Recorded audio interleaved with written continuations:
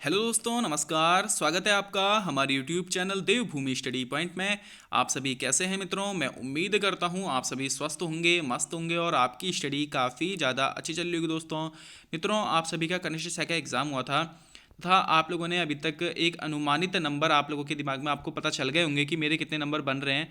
तो मित्रों, इसमें से जिसके भी 58 प्लस है ना, तो वह लोग अभी से अपनी टाइपिंग में लग जाएं। तथा जिन भी भाई बंधुओं के इसमें नंबर 58 से कम हो रहे हैं या फिर जिनका एग्ज़ाम अच्छा नहीं गया है, वो लोग निराश ना होए मित्रों, क्योंकि जो ये पेपर का लेवल था आप लोगों की तैयारी के अकॉर्डिंग बिल्कुल भी नहीं था। ये जो पेपर का लेवल बनाया गया था ना दोस्तों, यह पीसीएस लेवल या फिर इसे स्नातक स्तरीय पेपर का लेवल कहा जा सकता है, लेकिन इंटरमीडिएट के हिसाब का पेपर तो ये बिल्कुल भी नहीं था। तो दोस्तों, आप लोगों ने ज़्यादा परेशान होने की ज़रूरत नहीं है। आगे लाइफ में बहुत सारी अपॉर्चुनिटीज़ मिलेंगी आप लोगों को। आगे आप लोगों का फॉरेस्ट गार्ड का एग्ज़ाम है, आप लोगों के पास 1 महीने का समय है। आप लोग इस दौरान पे उसकी तैयारी कीजिए। मैं भरोसा देता हूँ आप लोगों को, अगर आप लोग सच्चे मन से, सच्चे हृदय से आप लोग अपनी तैयारी के प्रति समर्पित होकर के इस तैयारी को करेंगे ना, तो आप लोगों को बेहतर परिणाम, बेहतर रिजल्ट देखने के लिए मिलेगा इस फॉरेस्ट गार्ड के एग्ज़ाम में। तो मित्रों, आप लोगों के लिए इसी के रिगार्डिंग आज मैं लेकर के आया हूँ उत्तराखंड में वनों का इतिहास। देखिए दोस्तों, अगर आपका फॉरेस्ट गार्ड का एग्जाम है ना, तो उत्तराखंड में वनों के इतिहास से रिलेटेड प्रश्न आप लोगों को जरूर देखने के लिए मिलेंगे। आप लोग भी इस बात को जानते हैं। तो मित्रों, अगर आप लोग अभी इस वीडियो पर आए हैं तो वीडियो पर अंत तक बने रहिएगा तथा सभी प्रश्नों को अटेंड करके जाइएगा। मैंने इन सभी प्रश्नों के साथ साथ आप लोगों को कुछ एक्स्ट्रा फैक्ट्स भी बताए हैं जो कि आपके एग्जाम के लिए बेनिफिशियल रहेंगे, काफ़ी ज़्यादा आप लोगों के लिए फ़ायदेमंद रहेंगे। दोस्तों, एक रिक्वेस्ट है आप लोगों से, अगर आप इस चैनल पर नए हैं तो चैनल को सब्सक्राइब कर लीजिएगा, वीडियो को लाइक करके शेयर कर दीजिएगा। दोस्तों, आगे आपके लिए जो ये सीरीज चल रही है ना, फॉरेस्ट गार्ड स्पेशल, ये आप लोगों के एग्जाम तक यह सीरीज चलेगी तथा आप लोगों को काफ़ी ज़्यादा फायदा ये है आपके एग्जाम तक पहुँचाएगी। ज़्यादा आपका समय ना खराब करते हुए दोस्तों, हम वीडियो को प्रारंभ करते हैं। देखते हैं पहला प्रश्न हमारा। ब्रिटिश वन नीति में सरकार की इच्छा की सत्यता को परखना नामुमकिन है, यह पंक्ति उत्तराखंड के किस समाचार पत्र की थी? तो दोस्तों, ब्रिटिश वन नीति में सरकार की इच्छा की सत्यता को परखना नामुमकिन है, यह पंक्ति हमारे उत्तराखंड के शक्ति नामक समाचार पत्र की थी। शक्ति नामक समाचार पत्र मित्रों, जिसकी स्थापना वर्ष 1918 में बीडी पांडे जी के द्वारा करी गई थी। आप लोग इसे जानते ही होंगे। अगला प्रश्न हमारा, उत्तराखंड में वन पंचायतों का गठन कब किया गया था? तो दोस्तों, यह बेसिक सा प्रश्न है, आप सभी इस बात से अवगत होंगे अगर आप लोग तैयारी कर रहे हैं। तो उत्तराखंड में वन पंचायतों का गठन वर्ष 1931 में 1931 में किया गया था। लेकिन आपने ध्यान रखना है, अगर आपसे प्रश्न पूछा गया कि उत्तराखंड में वन पंचायतों का गठन किस अधिनियम के तहत किया गया था, तो दोस्तों तब आपने ध्यान रखना है कि उत्तराखंड में वन पंचायतों का गठन अधिसूचित जिला अधिनियम 1874 यानी शेड्यूल डिस्ट्रिक्ट एक्ट 1874 के तहत किया गया था। आप लोगों ने इस वाले तथ्य को भी ध्यान रखना है। अगला प्रश्न है हमारा, ब्रिटिश शासन के समय जो भूमि बंजर हुआ करती थी उसे क्या कहा जाता था? तो दोस्तों, ब्रिटिश शासन के समय जो भी भूमि बंजर हुआ करती थी, यानी जिसमें कोई भी चीज़ उपजाऊ नहीं उगती थी, तो उस भूमि को केसर ए हिंद भूमि कहा जाता था। एक तथ्य आप लोग और ध्यान रखिएगा कि केसर ए हिंद भूमि को 1893 में सरकारी भूमि घोषित कर दिया गया था, यानी सरकारी संपत्ति उसे घोषित कर दिया गया था। क्या हुआ था दोस्तों कि 1893 में ना समस्त जितनी भी बेनाम भूमियां थी उसमें क्या करा गया था, जितनी भी बेनाम भूमियां थी उन्हें सरकारी संपत्ति में शामिल कर दिया गया था। तो उसी में केसर ए हिंद भूमि को भी उस समय सरकारी संपत्ति में घोषित कर दिया गया था। अगला प्रश्न हमारा, कुमाऊं कमिश्नर द्वारा साल के वृक्षों की कटाई पर रोक किस वर्ष लगाई गई? दोस्तों, कुमाऊं कमिश्नर ट्रेल द्वारा साल के वृक्षों की कटाई पर रोक वर्ष 1826 में लगाई गई थी। पूछा जा सकने वाला प्रश्न है आपके एग्जाम में, तो आप लोगों ने जरूर इसे ध्यान रखना चाहिए। साथ ही साथ आपने ध्यान रखना है मित्रों कि 1878 में टिम्बर की लकड़ी पर टैक्स लगा दिया गया था। टिम्बर की लकड़ी दोस्तों जो कि एक इमारती लकड़ी है, उस पर टैक्स लगा दिया गया था। तो ये दोनों ही प्रश्न पूछे जाने की पूरी पूरी संभावना है, आप लोग दोनों को ही ध्यान रखिएगा। अगला प्रश्न है हमारा, भारत का या फिर ब्रिटिश कालीन प्रथम वन बंदोबस्त कब किया गया? देखो दोस्तों, ये वाला जो प्रश्न है ना, दो तरीके से पूछा जा सकता है। या तो वो कहेगा ब्रिटिश कालीन प्रथम वन बंदोबस्त कब किया गया था, या वो बोलेगा भारत का प्रथम वन बंदोबस्त कब किया गया था। आपने दोनों ही कंडीशन में याद रखना है कि भारत का प्रथम वन बंदोबस्त 1861 में किया गया था। बहुत ही महत्वपूर्ण है मित्रों, आप लोगों ने जरूर इसे ध्यान रखना चाहिए। तथा मित्रों, इसमें ध्यान रखना है कि प्रथम वन बंदोबस्त में वृक्षारोपण व घनाकार व्यवस्था की शुरुआत करी गई थी, यानी कि अधिक से अधिक वृक्ष लगाइए और उन वृक्षों को घने आकारों में लगाइए, यानी कि पास पास लगाइए और घने जंगलों का निर्माण कीजिए। इस बारे में प्रथम वन बंदोबस्त में कहा गया था। अगला प्रश्न हमारा, भारत में वन विभाग की स्थापना कब की गई थी? देखिए दोस्तों, अगर आपसे पूछा जाए भारत का प्रथम वन बंदोबस्त, तो दोस्तों यह 1861 में किया गया था और इसी के 3 साल बाद भारत में वन विभाग की स्थापना करी गई है 1864 में, यानी 1864 में। किसके द्वारा करी गई है दोस्तों? तो डिट्रिच ब्रैंडिस जी के द्वारा करी गई है, जो कि जर्मनी के थे। अगर आपसे पूछा जाए वन विभाग के प्रथम महानिदेशक कौन थे, तो दोस्तों वन विभाग के प्रथम महानिदेशक डिट्रिच ब्रैंडिस थे। आप लोगों ने ध्यान रखना है।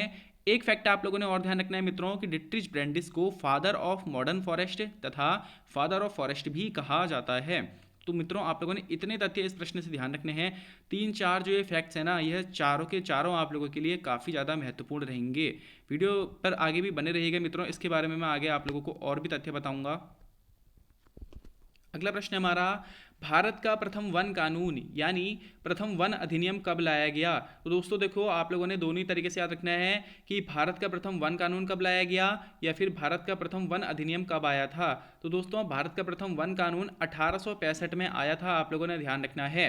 एक बार फिर से रिलेट करते हैं दोस्तों, भारत का प्रथम वन बंदोबस्त कब आया था? 1861 में आया था। भारत में वन विभाग की स्थापना कब हुई थी? 1864 में भारत में वन विभाग की स्थापना हुई थी। तथा 1865 में क्या हो रहा है मित्रों?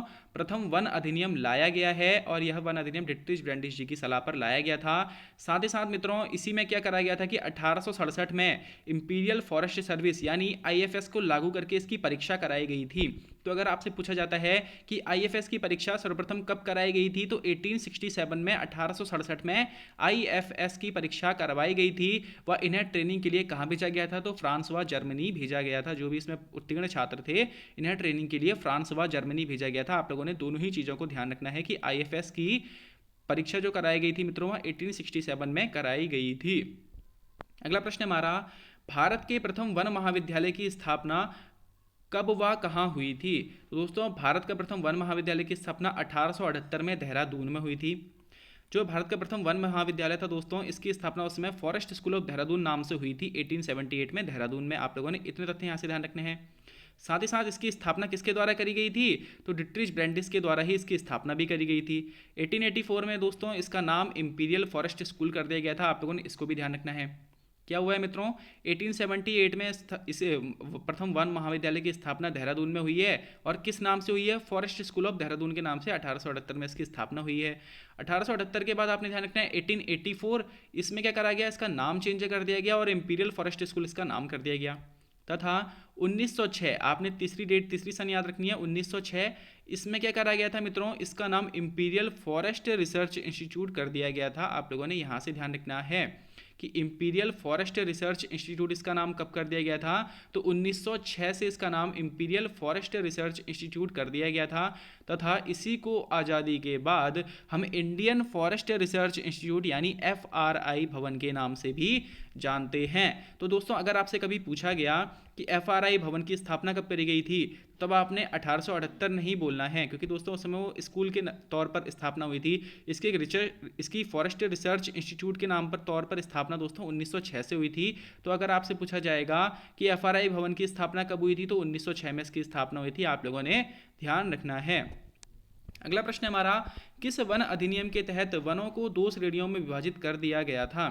अब देखिए दोस्तों, दूसरा जो हमारा वन अधिनियम था ना 1878 का अखिल भारतीय वन अधिनियम, इसके तहत क्या करा गया था? वनों को 2 श्रेणियों में विभाजित कर दिया गया था। पहला वन अधिनियम कब आया था मित्रों? तो 1865 में पहला वन अधिनियम आया था। दूसरा वन अधिनियम कब आया? 1878 में। जो 1865 का वन अधिनियम था, इसमें कुछ संशोधन करके 1878 के अखिल भारतीय वन अधिनियम को लाया गया और इस ही अधिनियम के तहत वनों को 2 श्रेणियों में विभाजित किया गया था। ये 2 श्रेणियां कौन कौन सी थी? एक थी संरक्षित वन और दूसरे थे आरक्षित वन। तो दोस्तों ये प्रश्न भी पूछा जा सकता है कि किस वन अधिनियम के तहत वनों को 2 श्रेणियों में विभाजित किया गया था? तो दूसरे वन अधिनियम के तहत वनों को 2 श्रेणियों में विभाजित किया गया था। और यह दूसरा वन अधिनियम कब आया था? तो 1878 में यह दूसरा वन अधिनियम आया था। दोस्तों इसमें वनों को 2 श्रेणियों में विभाजित किया गया है। एक है हमारे संरक्षित वन और दूसरे हैं आरक्षित वन। संरक्षित वन मतलब दोस्तों प्रोटेक्टेड फॉरेस्ट तथा आरक्षित वन मतलब रिजर्व फॉरेस्ट होता है। आप लोगों ने ध्यान रखना है। अब ये संरक्षित वन क्या होते हैं दोस्तों, इसमें दोस्तों जनता को कुछ विशेष अधिकार होते हैं, जैसे कि गवर्नमेंट की परमिशन से वो चारा बीन सकते हैं, लकड़ी इकट्ठा कर सकते हैं, पशुओं को चरा सकते हैं तथा अन्य क्रियाकलाप भी वो लोग कर सकते हैं। लेकिन मित्रों जो आरक्षित वन होते हैं ना, रिजर्व फॉरेस्ट, यानी इस पर पूर्णतः सरकार का अधिकार होता है, इस पर कोई भी मानव गतिविधि अलाउ नहीं होती है। आप लोगों ने दोनों को ही ध्यान में रखना है। अगला प्रश्न है हमारा, टिहरी वन विभाग की स्थापना कब हुई थी। तो दोस्तों टिहरी वन विभाग की स्थापना वर्ष 1885 में हुई थी। साथ ही साथ आपने ध्यान रखना है दो अन्य चीज़ों को भी, दोनों ही महत्वपूर्ण हैं। कुमाऊं वन विभाग की स्थापना कब हुई है, तो 1868 में, यानी 1868 में कुमाऊं वन विभाग की स्थापना हुई है। अगर आपसे पूछा जाए गढ़वाल वन विभाग की स्थापना कब हुई है, तो दोस्तों गढ़वाल वन विभाग की स्थापना 1869 यानी 1869 में हुई है। आप लोगों ने तीनों को ही ध्यान रखना है कि टिहरी वन विभाग 1885, कुमाऊं वन विभाग 1868 तथा गढ़वाल वन विभाग 1869, तीनों को ही आप लोगों ने ध्यान रखना है। अगला प्रश्न हमारा, प्रथम राष्ट्रीय वन नीति कब लाई गई थी। अब देखिए दोस्तों, आप लोगों ने बिल्कुल कंफ्यूज नहीं होना है। ऊपर हमने देखा था प्रथम वन अधिनियम यानी प्रथम वन कानून देखा था, यह पूछा जा रहा है प्रथम राष्ट्रीय वन नीति। वन नीति और वन अधिनियम दोनों में आप लोगों ने अंतर समझना है, ठीक है दोस्तों। आप लोगों ने वन अधिनियम तथा वन नीति दोनों में अंतर समझना है। अगर आपसे पूछा जाएगा प्रथम राष्ट्रीय वन नीति कब लाई गई थी, तो यह 1894 में लाई गई थी। लेकिन अगर आपसे पूछा जाएगा कि भारत का प्रथम वन अधिनियम कब आया था, तो दोस्तों यह 1865 में आया था, ठीक है। और प्रथम राष्ट्रीय वन नीति कब लाई गई, तो यह 1894 में 1894 में लाई गई थी। और इस ही वन नीति के तहत वनों को 4 भागों में बांटा गया था। तो अगर पूछा जाएगा कि किस वन नीति के तहत वनों को 4 भागों में बांटा गया था, तो 1894 की प्रथम राष्ट्रीय वन नीति के तहत वनों को 4 भागों में बांटा गया था। आप लोगों ने ध्यान रखना है। अगला प्रश्न है हमारा, भारतीय वन अनुसंधान संस्थान यानी इंडियन फॉरेस्ट रिसर्च इंस्टीट्यूट, जिसे हम FRI भी कहते हैं, की स्थापना कब हुई थी। मित्रों मैंने अभी अभी आपको बताया था कि अगर आपसे पूछा जाए कि इंडियन फॉरेस्ट रिसर्च इंस्टीट्यूट यानी FRI भवन की स्थापना कब हुई थी, जिसे हम हिंदी में भारतीय वन अनुसंधान संस्थान कहते हैं, तो दोस्तों इसकी स्थापना वर्ष 1906 में देहरादून में हुई थी। लेकिन जब इसकी स्थापना हुई थी दोस्तों 1906 में, तब इसका नाम क्या था, तो दोस्तों तब इसका नाम इंपीरियल फॉरेस्ट रिसर्च इंस्टीट्यूट था, तथा आज़ादी के बाद इसका नाम क्या कर दिया गया था, इंडियन फॉरेस्ट रिसर्च इंस्टीट्यूट यानी FRI कर दिया गया था। आप लोगों ने ध्यान रखना है। एक फैक्ट आप लोगों ने और ध्यान रखना है इसके बारे में कि इस भवन का निर्माण CJ ब्लूमफील्ड साहब द्वारा कराया गया था। और यह किस शैली में बनाया गया है, तो यह ग्रीक रोमन शैली में बनाया गया है। आप लोगों ने इस वाले तथ्य को भी ध्यान रखना है। तीनों ही महत्वपूर्ण मित्रों, आपके एग्जाम में बनने के पूरे इसके चांस हैं। आगे बढ़ते हैं मित्रों। एक तथ्य आप लोग और ध्यान रखिएगा मित्रों इसमें कि मानव संसाधन विकास मंत्रालय द्वारा 1991 में वन अनुसंधान संस्थान यानी जो हमारा FRI है, इसको सम विश्वविद्यालय का दर्जा दिया गया था। तो अगर कभी पूछा जाएगा कि वन अनुसंधान संस्थान को सम विश्वविद्यालय का दर्जा कब दिया गया था, तो 1991 में यह दर्जा दिया गया था। किसके द्वारा दिया गया था, मानव संसाधन विकास मंत्रालय द्वारा यह दर्जा प्रदान किया गया था।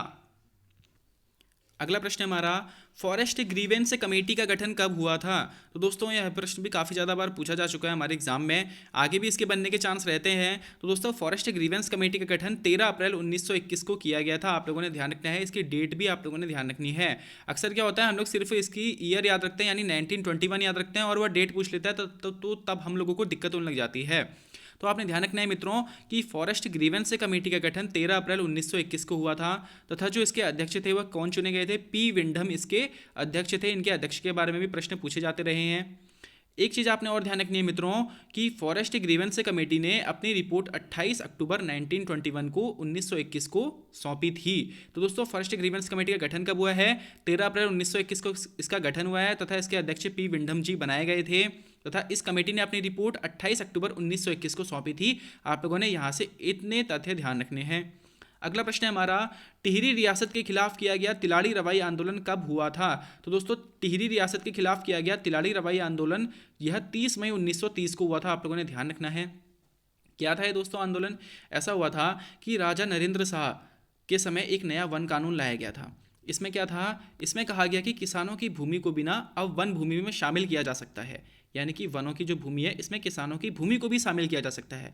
तो अब लोगों को विद्रोह करना तो स्वाभाविक था मित्रों की, अपनी ज़मीनों को जाते देख करके लोग विद्रोह तो करेंगे। तो इसके खिलाफ लोगों ने विद्रोह शुरू कर दिया।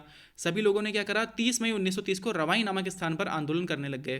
तो तभी जो नरेंद्र शाह के दीवान थे यानी जो उनके प्रधानमंत्री थे दीवान चक्रधर जुयाल, तो दोस्तों इनके दीवान चक्रधर जुयाल ने आंदोलनकारियों पर गोलियां चलवा दी। क्या करा गया था मित्रों, आंदोलनकारी जहां पर लगे हुए थे वहां पर तीन जगह से इनको सैनिकों से गिरवा दिया, और चौथी जगह क्या था, यमुना नदी थी। यमुना नदी अपने उफान पर बह रही थी। तो दोस्तों कुछ लोगों ने तो गोलियों के कारण से शहीद हुए, कुछ लोग यमुना नदी में बह गए। तो इसमें लगभग 77-78 ऐसे लोग मारे गए थे। तो यह जो हत्याकांड है ना हमारा तिलाड़ी रवाई कांड, इसे ही हम लोग उत्तराखंड का जलियांवाला बाग हत्याकांड के नाम से भी जानते हैं। तो अगर कभी प्रश्न बनता है कि उत्तराखंड का जलियांवाला बाग हत्याकांड किसे कहा जाता है, तो तिलाड़ी रवाई कांड को उत्तराखंड का जलियांवाला बाग हत्याकांड कहा जाता है। तथा किसे जनरल डायर की संज्ञा दी गई थी, तो नरेंद्र शाह के दीवान चक्रधर जुयाल को जनरल डायर की संज्ञा दी गई थी। तो मित्रों ये जो 30 मई 1930 को यह तिलाड़ी रवाई कांड हुआ था, जिसे उत्तराखंड का जलियांवाला बाग हत्याकांड कहते हैं, इसी की याद में प्रत्येक वर्ष तिलाड़ी रवाई क्षेत्र में ना 30 मई को शहीद दिवस के रूप में मनाया जाता है। आप लोगों ने ध्यान रखना है। तो पूछा जाता है कि टिहरी के क्षेत्र में या फिर रवाई क्षेत्र में शहीद दिवस कब मनाया जाता है, तो 30 मई को शहीद दिवस के रूप में मनाया जाता है। अगला प्रश्न है हमारा, फॉरेस्ट ग्रीवेंस कमेटी की सिफारिश पर वन समिति का गठन कब किया गया था। दोस्तों फॉरेस्ट ग्रीवेंस कमेटी की सिफारिश पर वन समिति का गठन दोस्तों 1925 में कराया गया था, और इसके अध्यक्ष कौन बनाए गए थे, तो कैलाश गैरोला जी को इसका अध्यक्ष बनाया गया था। आप लोगों ने ध्यान रखना है, महत्वपूर्ण प्रश्न है मित्रों हमारा। तथा फॉरेस्ट ग्रीवेंस कमेटी के सिफारिश के आधार पर ही वन पंचायत के गठन का भी निर्णय लिया गया था। दोस्तों वन समिति के गठन की सिफारिश करी थी फॉरेस्ट ग्रीवेंस कमेटी ने, और इसी की सिफारिश के आधार पर वन समिति के गठन 1925 यानी 1925 में कर दिया गया था। इससे पहले मैंने आपको बताया था कि वन पंचायतों का गठन उत्तराखंड में कब हुआ था, 1931 में हुआ था। तो दोस्तों वो जो वन पंचायतों का गठन भी हुआ था ना, वह भी फॉरेस्ट ग्रीवेंस कमेटी की सिफारिश के आधार पर ही हुआ था। आप लोगों ने ध्यान रखना है। अगला प्रश्न है हमारा, उत्तराखंड में वन पंचायतों का गठन कब किया गया था। तो दोस्तों उत्तराखंड में वन पंचायतों का गठन 1931 यानी 1931 में उत्तराखंड में वन पंचायतों का गठन किया गया था मित्रों। और आपने कुछ तथ्य और ध्यान रखने इसके बारे में कि उत्तराखंड देश का एकमात्र राज्य है जहां वन पंचायतें मौजूद हैं। तो पूछा जा सकता है कि देश का एकमात्र राज्य जहां वन पंचायतें मौजूद है कौन सा है, तो हमारा उत्तराखंड ही वह राज्य है। अगला तथ्य आपने ध्यान रखना है कि नए कानून के अनुसार वन पंचायत के कुल 9 सदस्यों में से 4 महिला सदस्यों का होना अनिवार्य है। तो पूछा जा सकता है कि वन पंचायतों में महिलाओं की कितनी सदस्यता होना अनिवार्य है, तो 4 महिला सीटों का होना, 4 महिला सदस्यों का होना अनिवार्य है। अगला आपसे पूछा जा सकता है कि वन पंचायतों में कुल सीटों का कितना प्रतिशत महिलाओं हेतु आरक्षित करने की व्यवस्था की गई है। तो दोस्तों वन पंचायतों में कुल सीटों का 50% महिलाओं हेतु आरक्षित करने की व्यवस्था की गई है। आपने इतने तथ्य इस प्रश्न से ध्यान रखने हैं। अगला प्रश्न है हमारा, उत्तराखंड के किस व्यक्ति को वृक्ष मानव के रूप में के नाम से जाना जाता है। तो आप सभी जानते होंगे मित्रों, ये प्रश्न भी काफ़ी ज़्यादा बार आप लोगों ने अपने एग्जाम में देख लिया होगा। तो उत्तराखंड के विश्वेश्वर दत्त सकलानी जी को उत्तराखंड के वृक्ष मानव के नाम से भी जाना जाता है। इन्हें ऐसा क्यों कहा जाता है मित्रों, तो उत्तराखंड में जो वृक्ष विहीन पहाड़ों पर इन्होंने द्वारा वृक्षारोपण कराया गया था, इस वजह से इन्हें वृक्ष मानव कहा जाता है। मतलब कि क्या था मित्रों कि जिस पहाड़ी एरिया पर वृक्ष मौजूद नहीं थे वहां पर इनके द्वारा वृक्षारोपण किया गया, जिस कारण से इन्हें वृक्ष मानव कहा जाता है। किसे, विश्वेश्वर दत्त सकलानी जी को। आगे बढ़ते हैं मित्रों। अगला प्रश्न है हमारा, राज्य में इको टास्क फोर्स का गठन कब किया गया था। तो दोस्तों राज्य में इको टास्क फोर्स का गठन अगर आपसे पूछा जाता है तो तब आपने ध्यान रखना है कि 2008-9 में राज्य में इको टास्क फोर्स का गठन किया गया था। इसका उद्देश्य क्या था दोस्तों, तो भूतपूर्व सैनिकों को रोजगार देना, वनीकरण में वृद्धि करना व वनों को सुरक्षा प्रदान करना इस इको टास्क फोर्स का उद्देश्य था। इसके तहत क्या करा जा रहा था मित्रों, जो भी भूतपूर्व सैनिक थे ना उनको इस फोर्स में गठित किया जा रहा था तथा उनके द्वारा इन वनीकरण में वृद्धि यानी वनों में वृद्धि करे जाना, उनकी सुरक्षा प्रदान करने का कार्य किया जा रहा था। जिससे क्या हो रहा था मित्रों कि भूतपूर्व सैनिकों को रोजगार भी मिल जा रहा था तथा हमारे वनों का विकास भी हो रहा था। तो यह महत्वपूर्ण है, आप लोगों ने इसे भी ध्यान रखना है। अगला प्रश्न है हमारा, मैती आंदोलन के जनक कौन है। तो दोस्तों आप सभी जानते होंगे कि कल्याण सिंह रावत मैती को मैती आंदोलन का जनक कहा जाता है। इनके द्वारा मैती आंदोलन कब प्रारंभ किया गया था, तो 1996 से मैती आंदोलन इनके द्वारा प्रारंभ किया गया था। इसमें क्या होता है मित्रों कि इस आंदोलन के तहत ना विवाह समारोह के दौरान वर वधु द्वारा एक पौधा रोपा जाता है और फिर उस पौधे की देखभाल मायके पक्ष के लोग करते हैं। आप लोगों ने ध्यान रखना है, महत्वपूर्ण है और अच्छी पहल भी थी मित्रों। उनके द्वारा फिर यह करा गया था, मैती आंदोलन के जनक कल्याण सिंह रावत जी के द्वारा एक पहल शुरुआत करी गई थी और बाद में अब क्या करा जाता है कि इस वाले तथ्य को इस वाले चीज़ को कई सारे गढ़वाल के लोग भी फॉलो करते हैं। आप लोगों से भी ऐसा ही मैं उम्मीद करता हूँ कि आप लोग भी करा करेंगे तथा हमारे पर्यावरण को बेहतर करने में मदद करेंगे। अगला प्रश्न है हमारा, किस वर्ष की सरकारी अधिसूचना के द्वारा समस्त बेनाप भूमि को संरक्षित वन घोषित कर दिया गया था? दोस्तों यही जो मैंने अभी थोड़ी देर पहले आपको बताया था ना कि केसर ए हिंद भूमि को सरकारी संपत्ति घोषित कर दिया गया था। कब? तो वर्ष 1893 की अधिसूचना के द्वारा उसे भी समस्त बेनाप भूमि के साथ उसे भी सरकारी संपत्ति घोषित कर दिया गया था। वही प्रश्न यहाँ पर भी है कि समस्त बेनाप भूमि को संरक्षित वन कब घोषित कर दिया गया था? तो वर्ष 1893 वर्ष 1893 की अधिसूचना द्वारा समस्त बेनाप भूमि को संरक्षित वन घोषित कर दिया गया था। आप लोगों ने ध्यान रखना है। इस बेनाप भूमि में क्या क्या आता है मित्रों? तो इसके तहत ऊसर भूमि, ऊसर भूमि क्या होती है दोस्तों? अनउपजाऊ भूमि, यानी केसर ए हिंद भूमि। नदी, तालाब, चट्टान, गाड़ गधेरे, जंगल आदि जमीनें सरकार के अधीन आ गई थी वर्ष 1893 की अधिसूचना द्वारा। अगला प्रश्न है हमारा, किस अधिसूचना द्वारा भीमताल, नौकुचिया ताल, सात ताल तथा मलवा ताल पर बिना लाइसेंस मछली पकड़ना अवैध घोषित किया गया था? दोस्तों यह प्रश्न भी महत्वपूर्ण है। आप लोगों ने ध्यान रखना है कि इन चारों ही तालों पर बिना लाइसेंस के मछली पकड़ना अवैध 16 अक्टूबर 1902 की अधिसूचना द्वारा घोषित किया गया था। तो आप लोगों ने इस प्रश्न को भी ध्यान रखना है। अगला प्रश्न है हमारा, उत्तराखंड में चीड़ के वृक्षों से लीसा टिपान कब से शुरू किया गया था? दोस्तों आप सभी जानते होंगे कि लीसा क्या होता है। चीड़ के वृक्षों से प्राप्त होने वाले, इसकी छाल से प्राप्त करा जा सकता है लीसा। तो दोस्तों उत्तराखंड में चीड़ के वृक्षों से जो लीसा टिपान प्रारंभ किया गया था, यह वर्ष 1890 से प्रारंभ किया गया था। आप लोगों ने ध्यान रखना है, पूछा जाना है इसका काफ़ी ज़्यादा, मतलब कि ऐसा लगता है मुझे कि यह कभी ना कभी आपके एग्जाम में और शायद ये फर्स्ट गार्ड के एग्जाम में ही आप लोगों को यह प्रश्न देखने के लिए मिल सकता है। अगला प्रश्न है हमारा, उत्तराखंड के किस प्रसिद्ध कवि द्वारा वृक्षन को विलाप शीर्षक से कुमाऊनी कविता लिखी गई है? पहले तो आपने ध्यान रखना है दोस्तों कि वृक्षन को विलाप किस भाषा की है? तो कुमाऊनी कविता है। आप लोगों ने ध्यान रखना है, वृक्षन को विलाप एक कुमाऊनी कविता है और इसे उत्तराखंड के प्रसिद्ध कवि गौरदा द्वारा लिखा गया है। आप लोगों ने ध्यान रखना है, बहुत ही अच्छे से ये कविता है दोस्तों। इसमें वृक्षों की व्यथा के बारे में बताया गया है कि किस प्रकार से उनका दोहन होता है, किस प्रकार से उनका विनाश हो रहा है, इस बारे में बताया गया है। आगे बढ़ते हैं मित्रों। अब दोस्तों ये जो प्रश्न है ना, यह काफ़ी ज़्यादा महत्वपूर्ण प्रश्न है। वर्तमान में कौन सा वन अधिनियम लागू है? तो दोस्तों वर्तमान में 1927 का राष्ट्रीय वन अधिनियम लागू है। अब यह कौन से नंबर का वन अधिनियम था? तो तीसरे नंबर का वन अधिनियम था। मैंने आपको बताया था मित्रों कि 1865 में भारत में प्रथम वन अधिनियम लाया गया था। दूसरा वन अधिनियम कब लाया गया था? तो वर्ष 1878 में भारत में दूसरा वन अधिनियम आया था और इसी वन अधिनियम के तहत क्या करा गया था? हमारे वनों को दो भागों में बांटा गया था। तथा जो हमारा ये तीसरा वन अधिनियम था 1927 का राष्ट्रीय वन अधिनियम, इसके तहत क्या करा गया था? हमारा वन अधिनियम में संशोधित करके, यानी कि दूसरे वन अधिनियम में संशोधन करके तीसरा राष्ट्रीय वन अधिनियम 1927 लाया गया था और इसी के तहत वनों को 3 भागों में बांटा गया था। अब देखिए दोस्तों, जो हमारा दूसरा वन अधिनियम था ना 1878 वाला, उसमें वनों को कितने भागों में बांटा गया था? 2 भागों में बांटा गया था। किन 2 भागों में बांटा गया था? संरक्षित वन तथा आरक्षित वन। मैंने बताया था आपको दोनों ही वन क्या होते हैं ये। लेकिन दोस्तों जो हमारा तीसरा वन अधिनियम है, इसमें वनों को 3 भागों में बांटा गया था। पहला था हमारा संरक्षित वन, दूसरा था आरक्षित वन और तीसरा था विलेज फॉरेस्ट, यानी कि ग्राम वन।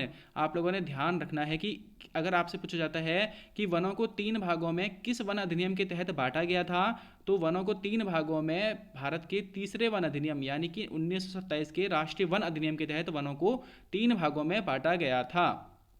पहला वन अधिनियम आपने ध्यान रखना है, 1865 में भारत में पहला वन अधिनियम आया, 1878 में भारत में दूसरा वन अधिनियम आया जिसके तहत वनों को 2 भागों में बांटा गया था और इसमें संशोधन करके तीसरा वन अधिनियम आया था 1927 में, जिसमें वनों को 3 भागों में बांटा गया था। कुछ अन्य महत्वपूर्ण चीजें भी इसमें हुई थी दोस्तों कि इसी अधिनियम के तहत ना वनों को संघ सूची से राज्य सूची में शामिल किया गया था। तो दोस्तों यह प्रश्न बनने का भी पूरा चांस है और बहुत ही महत्वपूर्ण प्रश्न रहेगा कि किस अधिनियम के तहत वनों को संघ सूची से राज्य सूची में शामिल किया गया था। तो तीसरे वन अधिनियम 1927 का जो राष्ट्रीय वन अधिनियम था, इसके तहत वनों को संघ सूची से राज्य सूची में शामिल किया गया था। आप लोगों ने ध्यान रखना है। आज का अंतिम प्रश्न है मित्रों, सर्वप्रथम राष्ट्रीय उद्यान अधिनियम कब लाया गया था? तो दोस्तों सर्वप्रथम राष्ट्रीय उद्यान अधिनियम वर्ष 1935 में आया था। और ये क्यों महत्वपूर्ण है? क्योंकि ये जो राष्ट्रीय उद्यान अधिनियम था ना 1935, इसके तहत भारत का तथा एशिया का पहला राष्ट्रीय उद्यान हैली राष्ट्रीय उद्यान की स्थापना करी गई थी 1936 में हमारे उत्तराखंड में। आप लोगों ने ध्यान रखना है, राष्ट्रीय उद्यान अधिनियम 1835 के तहत ही भारत का पहला राष्ट्रीय उद्यान हैली राष्ट्रीय उद्यान की स्थापना 1936 में उत्तराखंड में करी गई थी। आप लोगों ने ध्यान रखना है। ये हमारा जो अभी जो हैली राष्ट्रीय उद्यान है दोस्तों, यह वर्तमान में किस नाम से जाना जाता है? तो कॉर्बेट नेशनल पार्क के नाम से यह जाना जाता है। इसके प्रवेश द्वार को ढिकाला कहते हैं। कुछ प्रश्न ऐसे महत्वपूर्ण रहते हैं, आगे की वीडियोस में आप लोगों को वो सभी प्रश्न कवर करवाऊंगा जो कि आपके फर्स्ट गार्ड एग्जाम के लिए महत्वपूर्ण रह सकते हैं। तो दोस्तों, अगर आप लोगों ने अभी तक चैनल को सब्सक्राइब नहीं करा है तो चैनल को जरूर सब्सक्राइब कर लीजिएगा मित्रों, वीडियो को लाइक कर दीजिएगा, शेयर कर दीजिएगा तथा अपना सपोर्ट जारी रखिएगा। अब इसी के साथ मैं अपनी वाणी को विराम देता हूँ मित्रों, धन्यवाद।